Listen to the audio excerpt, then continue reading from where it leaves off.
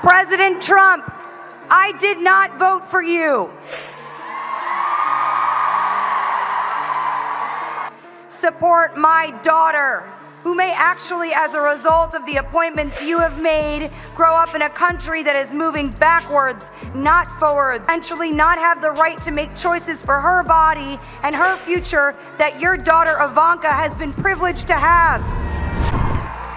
That said, I respect that you are our president-elect and I want to be able to support you. But first, I ask that you support me. Support my sister. Support my mother. When one of Hollywood's most influential actresses takes a stand against the first daughter's outdated ideology, the impact is immediate. Scarlett Johansson didn't just call out Ivanka Trump.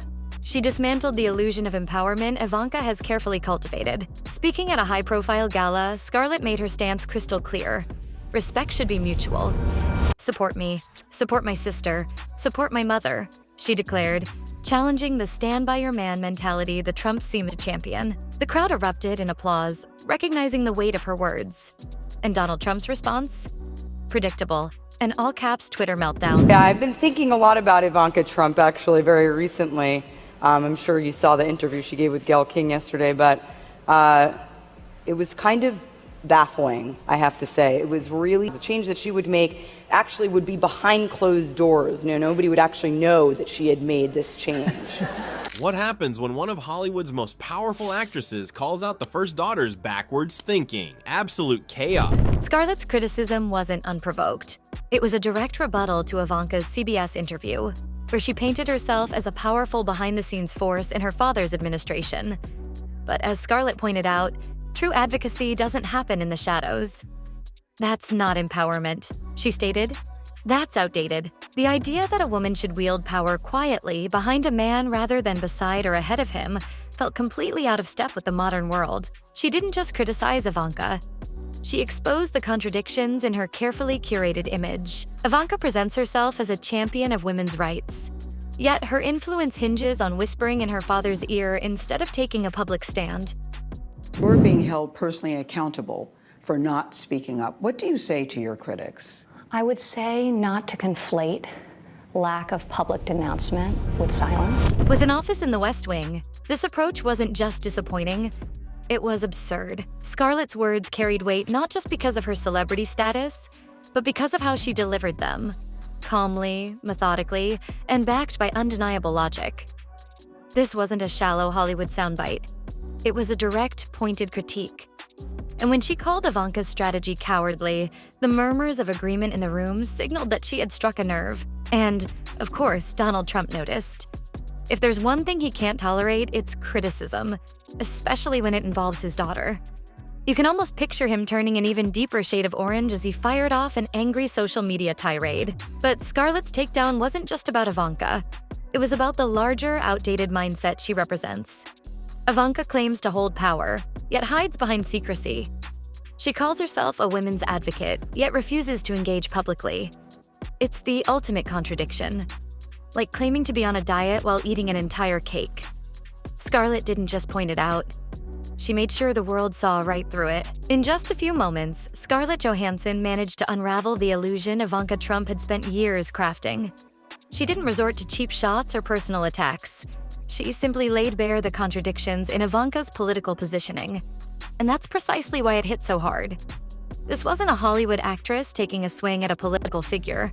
It was a necessary, sharp critique from one influential woman to another. It all began with what should have been a routine CBS interview, the kind where public figures smile, sidestep tough questions, and offer vague reassurances.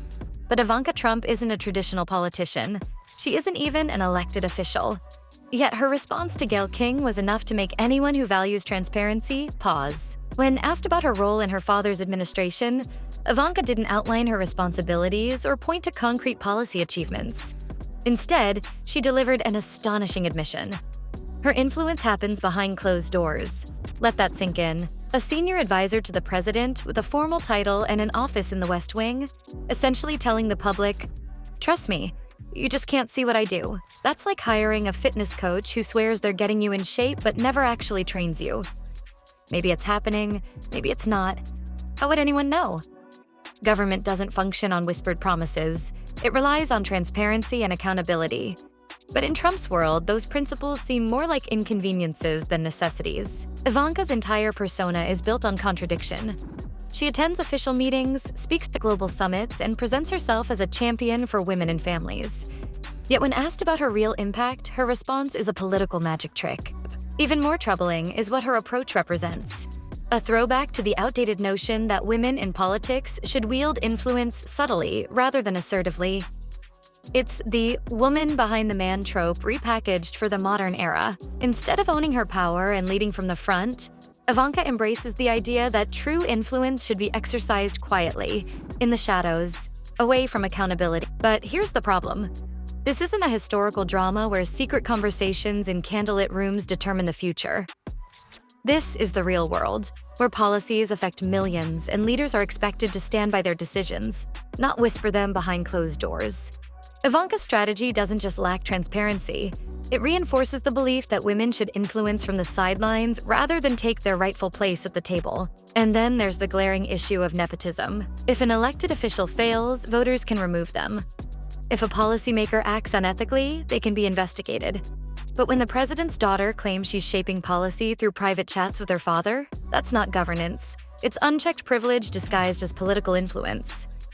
Scarlett didn't just expose Ivanka's contradictions, she made sure the world saw through them too. And Trump's response? He only made matters worse. Instead of defending his daughter's work, he attacked Scarlett personally, reinforcing the perception that he struggles to engage with women on an intellectual level. This isn't new. Trump's pattern of responding to female critics with insults rather than substance is well documented. When CBS reporter Wei Jiajiang questioned him on COVID-19 testing, he told her to ask China. When CNN's Abby Phillip pressed him on the Mueller investigation, he dismissed her with stupid question.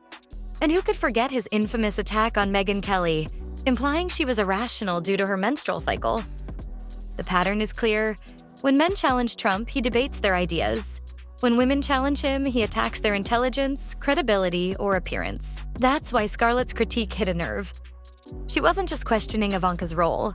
She was challenging an entire ideology that insists women should influence from the sidelines rather than lead from the front. And Trump's reaction?